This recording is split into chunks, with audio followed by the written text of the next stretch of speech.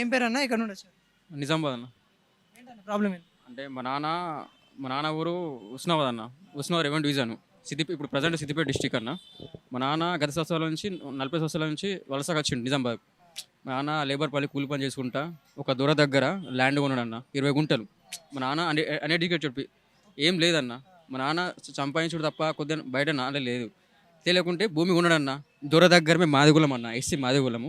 దొర దగ్గర మేము ల్యాండ్ కొన్నామన్న. కొనక మా నాన్న అప్పుడు సర్వే నెంబర్ ఇవ్వలేడు, ఏమి ఇవ్వలేడు. ఇవ్వకుంటే 20 సంవత్సరాల నుంచి మొత్తం వేస్తా, సర్వే నెంబర్ వేపిస్తా అంటుండు. ఇప్పుడు మా సర్వే నెంబర్ 396 ఉన్నది. ఆ 396 11 4 గుంటలు వస్తుంది సార్. 4 గుంటలు వస్తుంది.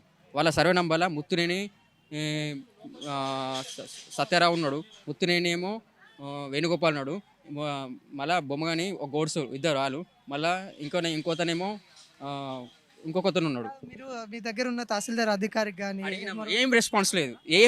Waiting for waiting. ఇప్పుడు లక్షలు నేను ఖర్చు పెట్టుకున్నాను. లక్షలు తిరుగుడు, బస్సు తిరిగి తిండి లేక బిండి లేకుండా తిరిగి ఊళ్ళో పోతే ఏం లేదు. మాకు అసెన్ భూమి కూడా ఇవ్వలేరు గవర్నమెంట్. మాకు అసెన్ భూమి లేదు. మా నాన్న సంపాదించింది ఆస్తి. మన మరి ధరణి వ్యవస్థ తీసుకొచ్చి రైతుకి బంగారు తెలంగాణ చేసిన అని చెప్తాం. ఇంకోటి చెప్తున్నా, నేను ఇంకా బాధలు ఏమున్నాయి పన్నా. మా నాన్న చనిపోయి 8 months అవుతుంది అన్న. మా నాన్న కోరిక ఒకటే, చనిపోయినప్పుడు ఒకటే కోరిక చెప్పిండు అన్న సార్.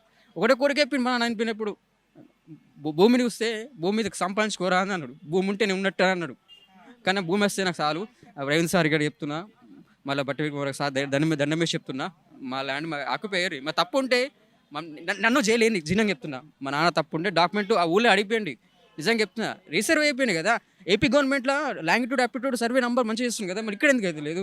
కేసీఆర్ అన్నాడు కదా, హెలికాప్టర్ సర్వే ఇస్తున్నాడు, మళ్ళీ అదే మళ్ళీ సార్ దయచేసి రేవంత్ సార్ చెప్తున్నా, కేసీఆర్ చెప్తున్నా, మీరు ప్రజల కోసం కొట్లాడుర్రి, ప్రజల కోసం న్యాయం చేయర్రి. అదే ఆటోమేటిక్ మీ రాజకీయ భవిష్యత్తు చెందుతుంది. మా నాన్న చనిపోయి 9 నెలలు అవుతుంది సార్. 8 నెలలు 9 దగ్గర 9 నెలలు పడుతుంది. అది మా నాన్న ఆశయం. అది మా నాన్న ఆశ కోసం కొరకు మాకు సర్వే చేపియాలని రేవంత్ సార్ గారికి నేను దండం వేసి మొక్కుతున్నాను. నిజంగా ఈ అన్న బాధ చూస్తే చాలా దారుణంగా అయితే ఉంది. ఎందుకంటే వాళ్ళ నాన్న చనిపోయి 8 months అవుతా ఉందంట. వాళ్ళ నాన్న చనిపోయిన బాధ, ఇప్పుడు ఆ భూమి వస్తే మా నాన్న నాతో ఉంటాడు, ఆ భూమి ఉంటే నాతో ఉన్నట్టు అని అనుకుంటా ఉన్నాడు. నిజంగా ఎలాంటి అసలు భూమి లేదు. అందరికి అసలు భూమి ఉన్నది అన్న. ఆడ ఎస్సీ వాళ్ళందరికీ అసలు భూమి ఉంది. మాకేం అసలు భూమి లేదు. మా నాన్న కొన్నాడు అన్న. అప్పట్లో దొర వచ్చి మా ఇంటికి వచ్చి కొనుడు అంటే మామూలు మాట కాదు.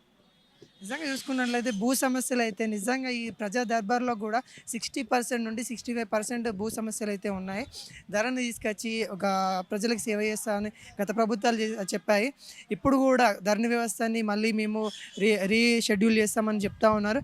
మరి ఇలాంటి వాళ్ళకి అన్యాయం జరగకుండా చూడాలని కెమెరామెన్ మధుతో అనిల్.